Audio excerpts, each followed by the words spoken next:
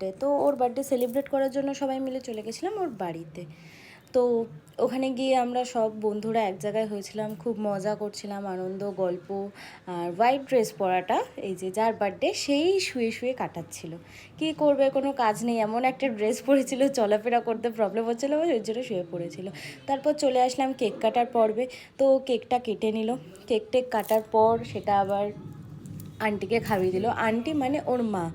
তো cake take খাওয়ার পর্ব হয়ে গেল। এবার সবাই মিলে আবার একটু গল্প করব। আর আমি স্ন্যাপচ্যাটের একটা অ্যাপ দিয়ে সবার একটু ভিডিও করছিলাম, আর মুখগুলোকে একটু অন্য বিকৃতির বানাচ্ছিলাম। তো কল্পনা দেরি হয়ে যাচ্ছিলো, তাই ও তাড়াতাড়ি খেয়ে নিচ্ছিলো, কারণ ওর বাড়ি অনেকটাই দূরে। তো কল্পনা চলে যাওয়ার পর আমরাও সবাই মিলে খেতে বসে পড়লাম। তো আমরা সবাই মিলে খেতে বসে, তো স্বাভাবিক এতগুলো মেয়ে একসাথে খেতে বসলে যা হয়, গসিপিং হচ্ছিল। তো আমাদের সাথে অয়নও খেতে বসে ফেলেছিল। অয়ন হচ্ছে রুমার বয়ফ্রেন্ড, যার বার্থডে ছিল। তো ভিডিওটা আজকের জন্য